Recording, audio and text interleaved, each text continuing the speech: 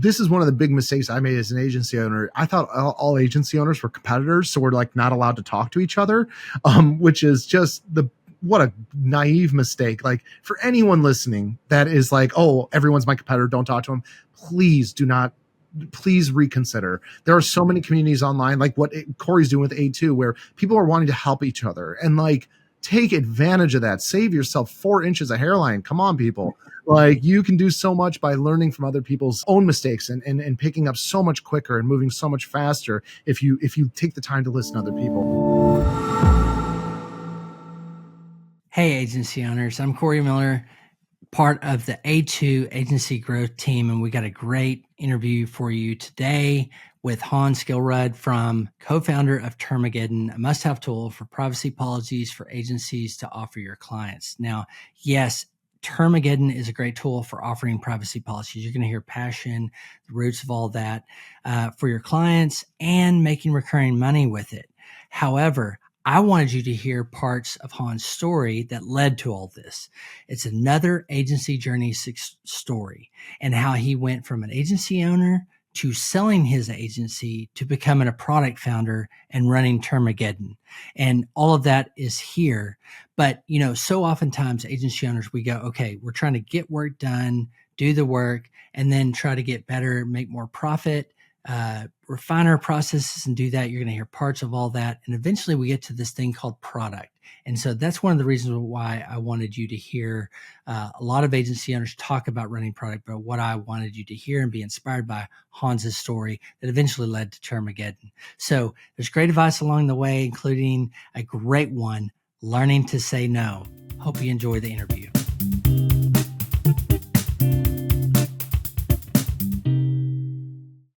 Hey, everybody. I've been really excited about this interview and conversation with my good friend Hans from Termageddon. You're going to hear a cool story about the background, not only about what he's doing today with Termageddon, him and his partner in life and business, Donetta, at Termageddon, but I really wanted you to hear also Hans' story and background with agency work. So this is going to be a fun story. Journey. I'm going to learn some things, Hans, even though I think I know some of it. I'm going to learn some stuff. But Hans, thank you for being here on the A2 hosting show today. Tell us a little bit about you today and what you do with Termageddon. And then I'm going to kick it off and go like, what happened before? Awesome. Well, thanks so much, Cory, for having me. You are one of my heroes in this industry. For those of you who don't know, the first time I met Cory, I was totally nervous just to even introduce myself, only to find out he's like the nicest guy on the planet. I honestly, arguably the nicest guy on the planet that I've ever met. So thank you for bringing me on. And so my name is Hans. I'm one of the co-founders of Termageddon. I spend my days working with web designers and agencies, helping them help their clients, talk to them about website policies, why it's beneficial, why we shouldn't hide from it, rather why we should embrace it. I think it's a way for clients to protect themselves. I think it's a way for agencies to make recurring revenues too. So I think, that's kind of what Termageddon's all about, helping web designers and their clients protect themselves. And yeah, that's what I spend my day doing all day long. So we're going to totally geek out about Termageddon because when you all came on I want to save all that, but when you came, it was like, wow, that's going to make things easier. But then the recent stuff, and we were already talking about a webinar you all are coming in to do for our A2 agency partners, but I want to save that because I want to go deep into that. So privacy policies through Termageddon, awesome work. And you hit the magic term, recurring revenue. And here is one of the compelling reasons why I asked for Hans to be on, is because he knows those things, not just because he owns this business and serves agency owners, but you've been one. So I want to go back because your story before Termageddon and after is compelling. But the before, tell me where your work in this web world all started. Yeah, I'd be more than happy to. You're right. I ran an agency for 7 years. That's where I lost all my hair and learned a lot along the way. But really what got me into agency life was I was one of the first employees at Groupon. And by one of the first, I mean like I was like the 120th or something like that. But but granted, it was like 50,000 employees or something. So I still consider myself one of the first. And I loved the Groupon model when it first started. I don't know if people remember when it first started, the idea was like, hey, we're going to offer a discount, but only if like 1,000 people come in and join together. So I felt like it was a really good way to market, where it's like, oh, I love this company. I want to tell all my friends, hey, you got to buy in on this deal so we can all, go check it out. And love that business model at the beginning. And as Groupon grew, I grew in my career there.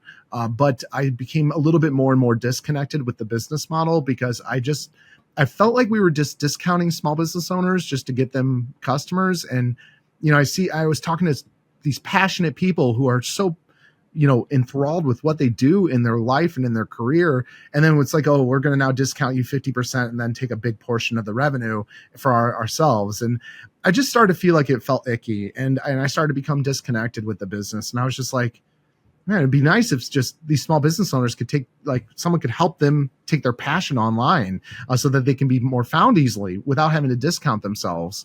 And that was really the fuel to the fire, which gave me the motivation to start working, those midnight hours, trying to work at Groupon and then trying to get a business going. And then I just decided, you know what, I'm going to go full time. And it was risky. But I decided I want to help small business owners a little bit more hands on. So I started an agency. It was called Stick Out Social. And we were not just, in fact, web design was just a small aspect of it at the time. We were creating really affordable ways to keep social media pages active. And at that time, Facebook, was giving a lot of exposure to business profiles, where you could just make a post and you get like 300 people to view it and stuff. And it was really good for a really long time. But then all of a sudden one day I walked into work and Facebook changed their algorithms, where now if you're a business profile, you have to pay for exposure. And all of our, views just went down the tubes overnight. And all of a sudden they wanted us to pay for it. And that really put a dent in our business model, which was trying to be an affordable solution for small business owners to market themselves. Well, that taught me one of my early on lessons, which is like, don't be completely reliant on a third party company that can, dictate your future very quickly and unexpectedly.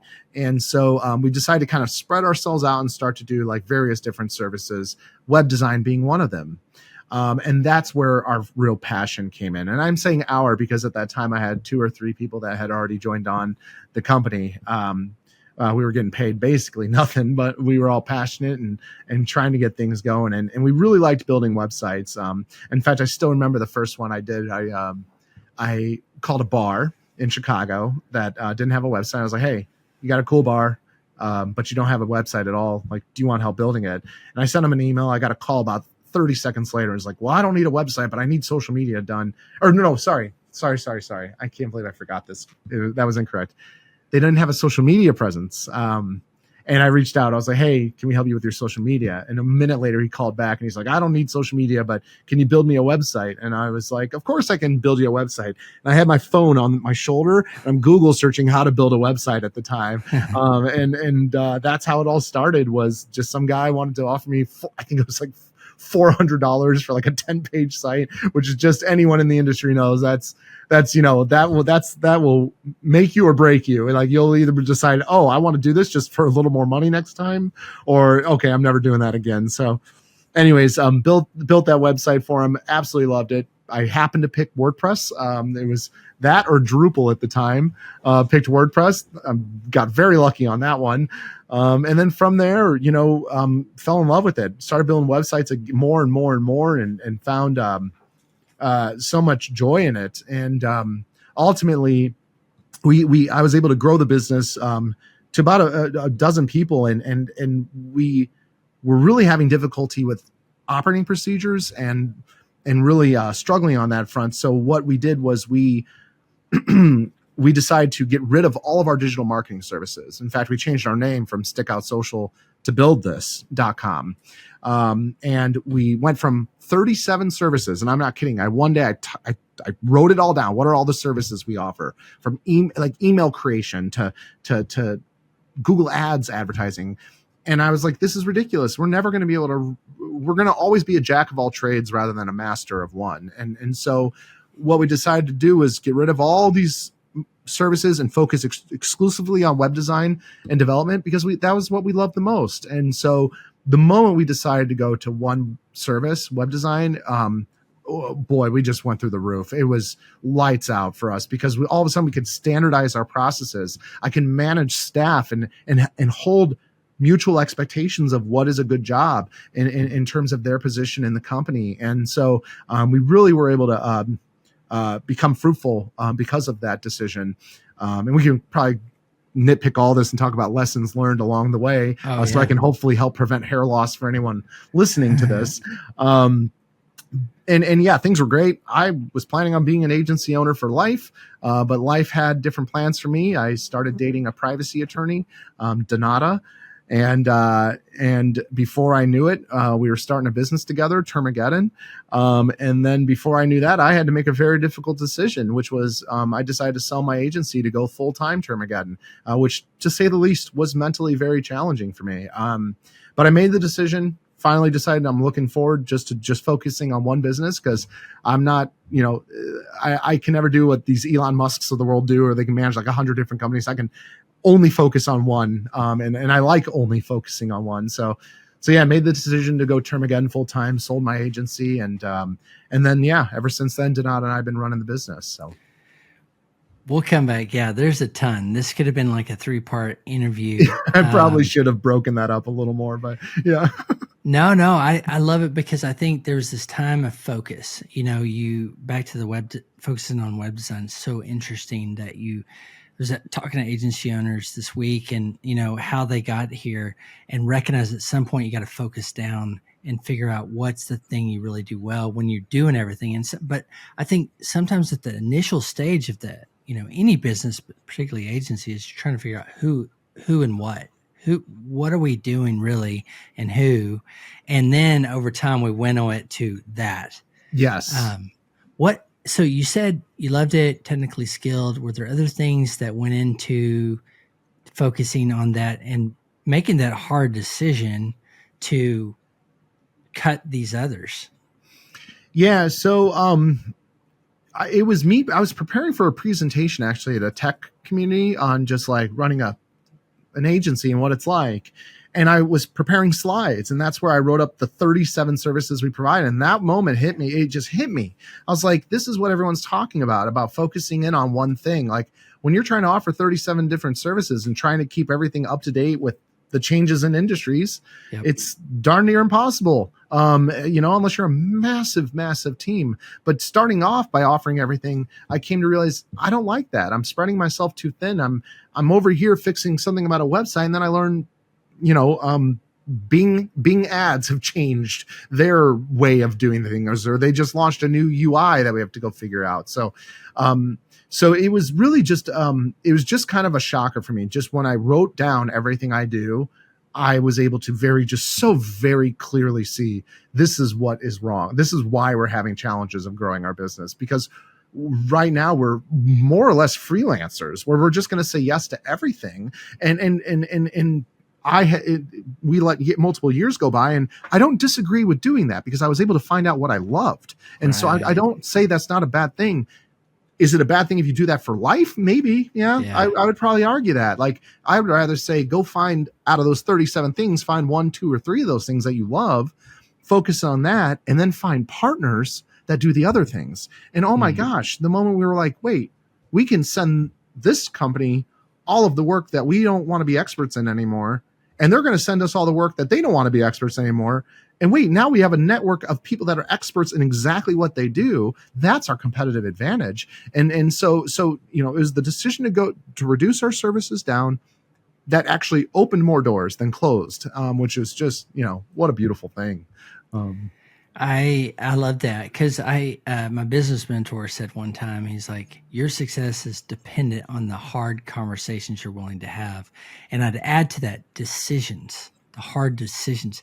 I mean, that 37 probably had a significant part of your revenue when you decided we're only going to focus on this. And that's not easy. We're talking about revenue. There was revenue attached to those, which was probably substantial enough to go, whew, okay, yep. If we do this, is it going to be the takeoff, or are we going to be scrambling? I can't agree more. It was, and therein lies one of the biggest lessons we learned too, which was learning how to say no. One of the most important lessons as an agency owner, learning how to say no to people. You want, like, I feel like I've talked to enough agency owners to know that the vast majority of us, we got into this business to help people. I mean, I think when it comes down to it, we want to help people. And that is what I see time and time again. Well, that is a great thing as a business owner, but it also can be an Achilles heel. Yeah. Because if you say yes to everything, trying to help, be as helpful as possible, you are hurting yourself in the long run, or you're hurting your own bottom line in the long run. And why is bottom line important? Because mentally you need to be making money and be happy about what you do. And it all has to work together for it to be a long lasting opportunity for you. If you just say yes all the time, and at the time when I was saying yes all the time, I wasn't charging for anything either. I was just okay, I'll just do this. It only takes me 15 minutes, but you take on 10, 15-minute chores and you're done. You got a 30-year day already gone, doing 3 things. And so learning to say no was one of the best pieces of advice that I picked up in that process, because it doesn't close doors. It actually opens more doors, because now you can focus your time on speaking with people that want services that you more want to focus on offering to your audience. So that's so good. It's a lesson that I need to continually be learning, but that, me too. It's hard when you're like, okay, at the first, you got to say yes to everything. But then at some point you get a sample size and go, okay, this causing the biggest problems, frustrations. But it's that hard decision of going, okay, look, if I keep going this way, status quo, and say yes to everything, life's going to be crazy for a long time. Yep. Agreed. I think it's this moment though, Hans, like in business, but particularly with agency, is okay, that moment when things become miserable, unbearable, whatever it is that triggers it, and going, okay, what are we going to do about it? And making that decision is tough. It is. Like you said, it can free you up and open everything else. It's funny standing on the other side and being like, oh, it's so simple, just say no. But I get it. I've been there. I know what it's like to not even know what no means yet. It's like, I've been there, like where it's like, I think I need to do all the things my customers ask me to do them, because that's what running a good business is. And like, I've been there, and it's hard earned. And I think that's what the great filter is to our industry, which is that we know that the barrier to entry to launching websites is getting lower and lower as the days go by. There's platforms and plugins and themes that make it easier than ever to launch beautiful, high converting sites. But we also know that we've probably taken on, the experienced agency owners have taken on plenty of clients over the years where they're like, my web developer has gone missing, they never communicate with me, and things like that. That's because the barrier to entry to this industry is low. But the great filters are things like learning how to say no, and actually defining what is your business and what does it specifically provide and what does it not provide, and holding your ground on that and being firm about it. Because it's a lot, our industry is a lot more, there's a lot more intangibleness compared to like, I sell phones, or I sell folders, so yeah, we have to be, as individuals, very strong-willed to be able to say no, and learn that saying no is actually a benefit to everyone involved. Really good word right there. That's one to be mindful of and sit on for a little bit. It's like, what do I need to say no today? There's somebody listening, heard your story and goes, okay, that's probably something I need to start saying no to. Yeah. Excellent takeaway. We could end it now and be awesome, but thank you for sharing that. That's a good one. I've actually talked to you one-on-one and interviewed you before on other platforms to talk about the exit. But I think, what I see a lot, Hans, is, and you do too, because this is who you work with every day, is agency owners, just like you were in that business. But, the lifespan of an agency, okay, we talked about this, take everything on, okay, it starts to suck, make some hard decisions. And then recurring revenue, which you put very first, talking to the tied to the product that you all offer for agency owners now. That recurring window, which you mentioned too, is like, maintenance plans, care plans, however you position that. But I think a natural extension is product. So productized services with the recurring or the maintenance plans. But I know a lot of agency owners get to the product. Now, what they're trying to do, made another huge decision, which is, I need to sell this and then do this next. But you've done this natural extension as a previous agency owner into product that led to a really awesome success called Termageddon. But what was your thoughts about what became Termageddon? How did that process go? You've exited. Was it an overlap, or did you fresh clean this one, start up this one? How did that decision into full-time products start? Yeah. So the word productizing is important to me too, before I get into answering that question, because before Termageddon, I was, again, agency owner for life. I mean, that was my bread and butter. I loved it. I didn't know what else there was out there in this world. And an area I was focused on productizing was the service aspect. So in my mind, there's like two ways to run an agency and really scale it up. And it's like, get really good about your processes, know exactly what you offer, what you don't, and sell that exact thing. It doesn't matter what industry you're in. You know your processes inside and out, and you know how to launch websites profitably and on time.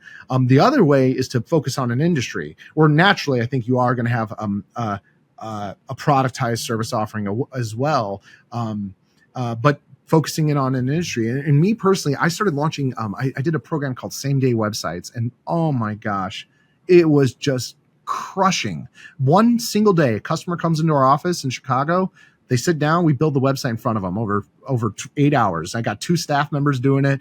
It was like $3,000 plus the recurring maintenance we do. And so that was something I was really excited about in terms of productizing my own agency. But coincidentally, I happened to be dating a privacy attorney at the time. And so I had my work life and then my personal life. And personal life, I was dating a privacy attorney.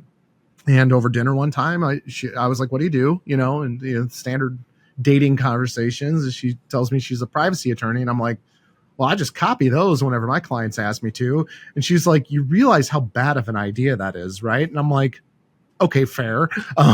And so I was like, the problem I see is that there's not really a solution out there that's built for me. The one who clients come to me, my web designer clients come to me and ask me what to do for policies. And I just sit there like, I have no idea. I'm not an attorney. Like, go talk to your attorney. And they're like, well, I don't have the money for an attorney.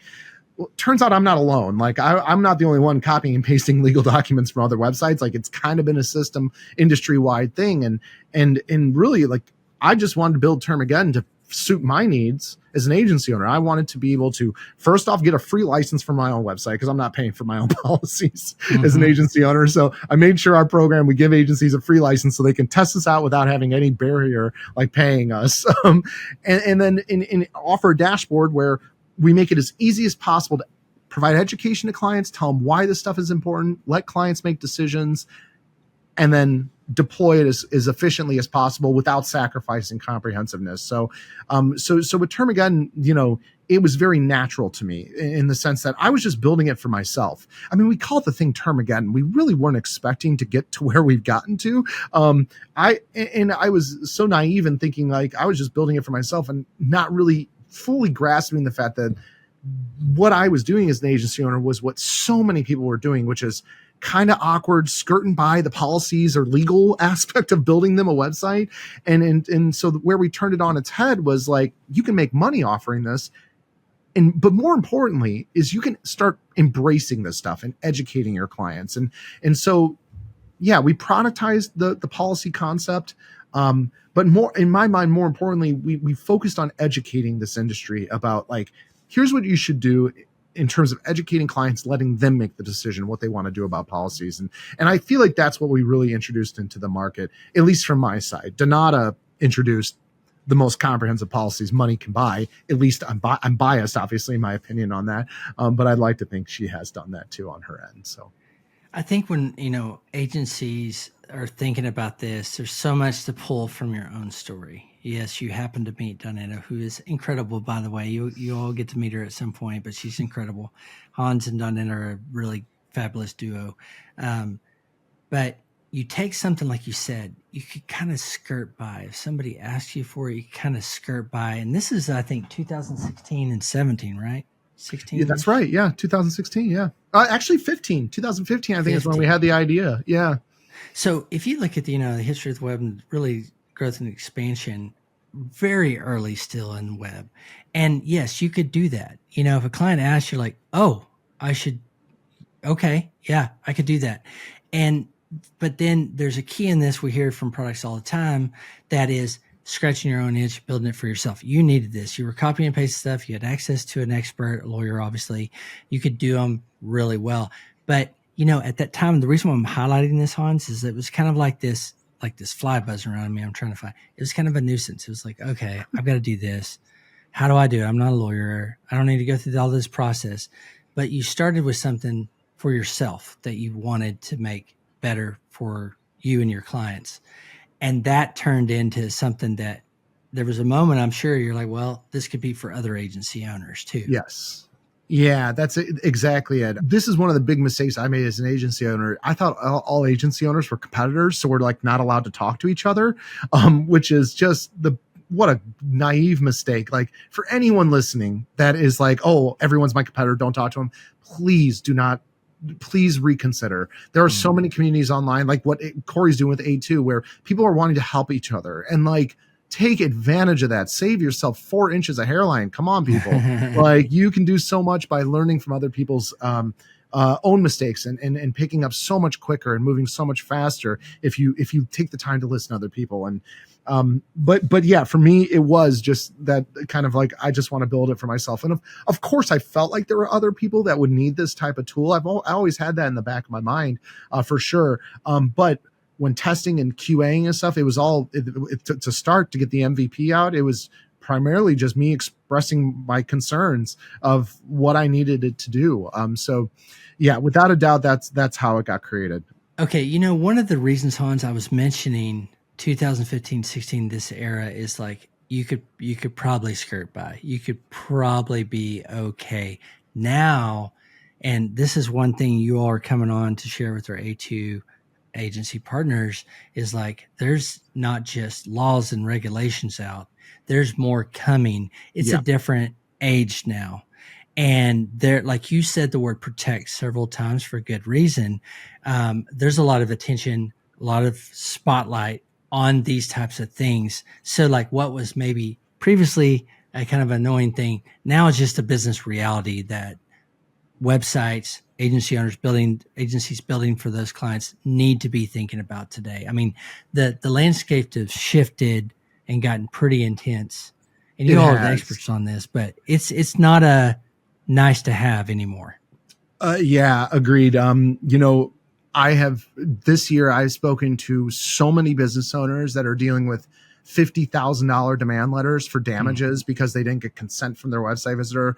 And so many people still think it's only big businesses getting in trouble for this stuff. And I always have to sit there and be like, the news covers when Facebook gets fined $6 billion because it's $6 billion. I mean, how can you not want to cover that? What unfortunately I think is not covered enough is these small business owners dealing with, company ending potential lawsuits, like dealing with that type of stuff. And so, yeah, I try to voice my opinion as much as possible, which is kind of unfortunate. I've never actually said this out loud, especially on a recorded call, but we called the company Termageddon. Like it was meant to be funny, but now we're like, there's like actual lawsuits. It's like real, like it's like happened. And so I think like one of the benefits for us is because I didn't create the generator, Donata did, which is a big difference because she's the attorney. Our tool is like our foundation is based on like a good legal structure, which is find out the laws that apply to you, make the disclosures under those laws, move on in life. And so that's why we've been able to benefit so much from these constant privacy law changes, is because of the foundation of our tool was legally engineered by like an actual attorney. So it's like, we've been able to embrace these regulations, and there are so many more coming. And I'll sprinkle in some excitement for our webinar, but there's 8 new laws in 2025. There are dozens of proposed bills. Each of these privacy laws can apply to a website owner. Some only apply to bigger businesses for sure. Some apply as soon as you collect a single email address on a contact form from a visitor from a particular state or country.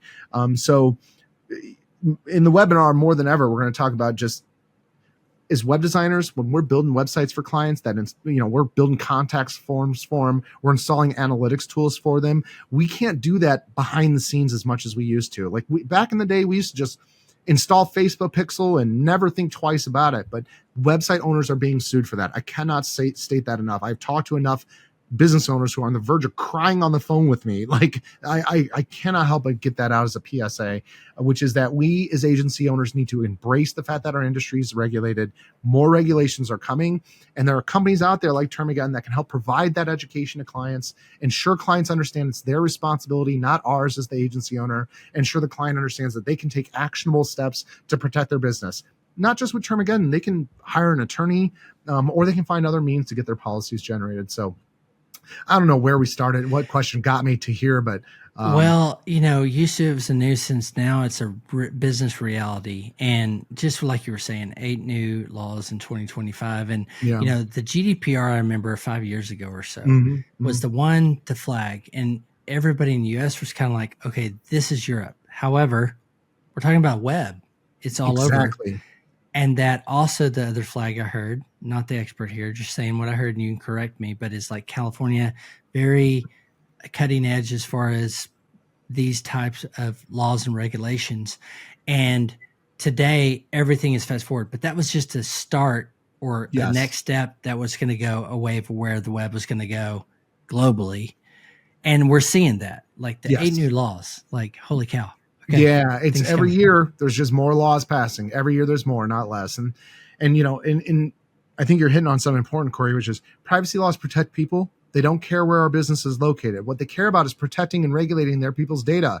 So like California, which has 3 privacy laws, SIPA, CPRA, and CalOPA.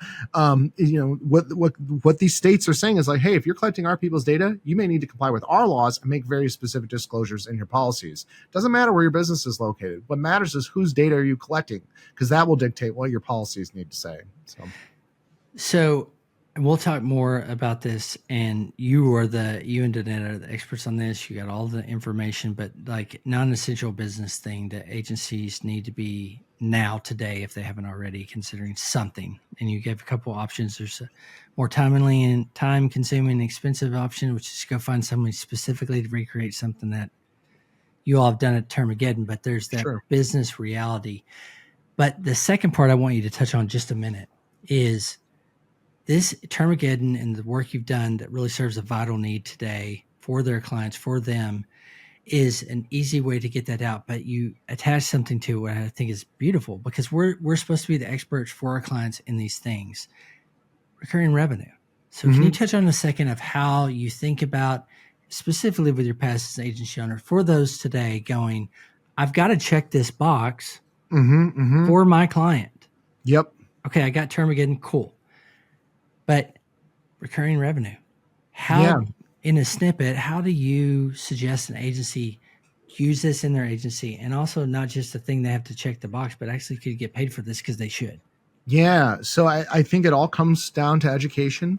How do I tell my clients policies are important? How do I tell my clients, hey, look, I just installed a contact form for you, or I just installed analytics tools for you. This collects regulated data. Well, this collects data that could be regulated. That means you may be required to have a policy.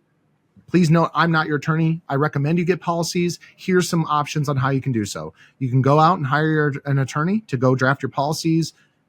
I'll put them on your website, no problem. And then you can pay them to monitor laws and keep them up to date whenever the laws change. For the clients that want to do that, that is the best route, because attorneys can provide legal advice. So I always say, like, Termageddon, we take a knee to attorneys. Like, if your client can afford attorneys to draft policies, keep them up to date over time, of course, go that route. That is the best route. It's just, I've come to learn I wasn't alone. My clients could never even conceive of paying an attorney $10,000 a year for such a luxury. And that's where I think Termageddon's an excellent plan B. In fact, that's a good tagline, Termageddon, an excellent plan B. But with Termageddon, what we've set up here is reseller and affiliate programs for our agency partners. So we provide pre-written educational material where you can provide that education to clients. Let the client have choices. I do not believe in forcing Termageddon on clients. I believe in giving clients a choice on what they want to do. And for the clients that do want to sign up with Termageddon, which tends to be a large percentage, which is great, awesome. You can resell to the client giving them full access to receive all updates and everything like that. Or you can refer the client, where the client pays us directly and we pay you recurring commission. So we literally have programs where you don't have to pay Termageddon a dime. We will pay you for forever, for as long as the client is a client of ours. So putting that recurring revenue piece in place, I think, was essential for us agency owners to want to take the time to try and embrace this as much as possible, because we are all busy. We're busy launching sites and stuff, like, so by adding a little recurring revenue thread in there, I feel like that was enough to get agency owners, okay, I know this is here. I know I have to embrace this stuff. Okay, looks like with Termageddon, I can make some money doing it too, which I think is just a win-win for everyone. So you have two paths, but I want to get your thoughts, because you've got extensive agency background. How would you do it with your clients? So yeah, would you build it? A lot of our agency partners, all of our agency partners, and this, it's like maintenance and care plans come with everything they do. It's a big part of what they do for good reason. It's good for the client. It's good for the revenue to kind of systemize, stabilize things over time. So if I'm an agency doing maintenance plans, would you put it as a feature of the plan? Would you do an add-on, or what are your thoughts on how you would do it? Yeah, so I was the reseller. I chose the reseller program with Termageddon. And the way that it works is you get a free license with Termageddon. Once you're approved to be a partner, you get a free license forever. So that way you can test out our product, use it on your own website. We hope you love it. And if you do, you can resell or refer our solution. So about 50% of our partners do the affiliate program, where the client pays us directly. We even offer a complimentary walkthrough. We walk the customer through, share the license with your partner account so you can copy our embed codes and paste them into the body of the policy pages. That's what allows us to push updates to the policy pages. The other route is the reseller route. That's the route I liked, because I was all about, I want to make the maximum amount of recurring profit, recurring revenue. I want to add value to my maintenance plans. So the route I went is I bought the licenses, which as a partner, you can buy at wholesale, one at a time. You're not forced to buy bulk plans. You can buy one at a time at wholesale. That's why we manually approve every single application, so that we know, okay, they're an actual agency owner. Let's give them the wholesale rates where they're not required to buy in bulk.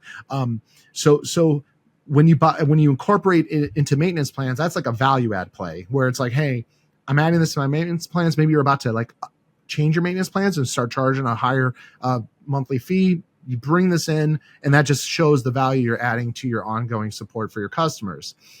The other route that's one way to use the reseller program, where you're not actually making any money. You're just eating the cost and adding value to your maintenance plans. But the reseller program I would do these days is where I buy at wholesale and I sell it to my client as a one-off fee, like an annual $120 a year fee plus a setup fee. And the reason why I recommend that is I've worked with enough agency partners now where when you incorporate it into your maintenance plans and then you share access with the client so they get all future updates from us, if you're giving it to them for free, clients just don't value it as much. Mm-hmm. But the moment the client's actually paying out of pocket for it, they value it. And they're going to actually take the time to create an account and receive email alerts from us and stuff. So fast forward 8 years of working with thousands of partners. If you are going to do the reseller program, I would recommend reselling it and actually making some money from it, not actually eating the cost and putting it into your maintenance plans, because it's odd, but it's like when clients pay for it, they just value it more. So I would recommend making money with Termageddon instead of eating the cost. So yeah. I guess when I summarize that makes so much sense, but I had to mentally work through it because I myself was eating the cost and just adding it as value. So I would have done it too. And I'm glad you said that and pointed it out, because you're providing something there. You're watching what's going on for your client. Should get compensated for that. Agreed. And add value. Yep, agreed. And then the clients oddly are going to be more responsive to it. They're going to take the time to answer the questionnaire and stuff because they paid for it. So okay, I better get this done. So, but don't get me wrong. Hey, if you want to buy 100 licenses at bulk and implement them and eat all the costs, I'm not going to stop you. I mean, we're certainly happy to do that, but my recommendation would be to charge for it and charge a setup fee because you have to copy and paste those codes, get them embedded into the policy pages so that we can push updates to it.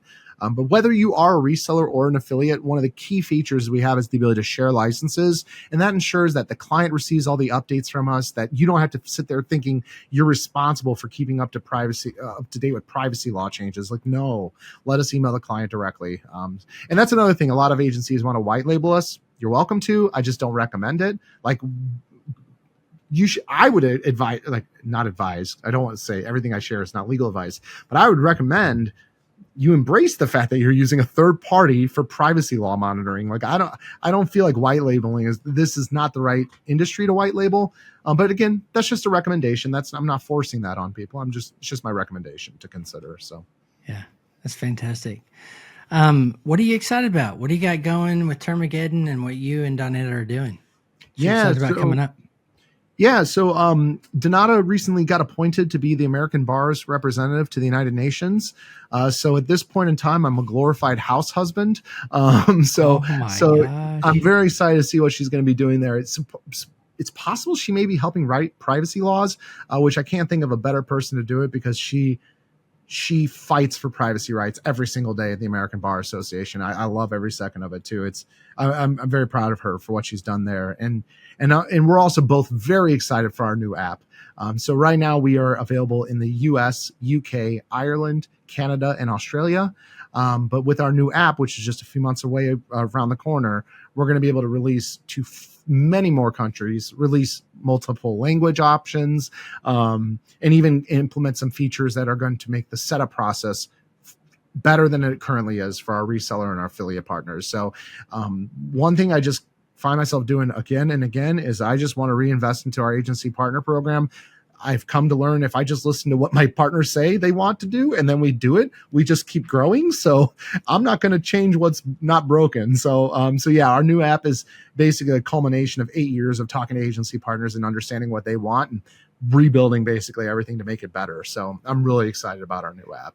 Okay, so this is a version of the engine that powers Termageddon come back out with new stuff, including more languages and countries, and that's new fantastic. UI. Yeah, so there's some really nifty features in there. Like one, yeah.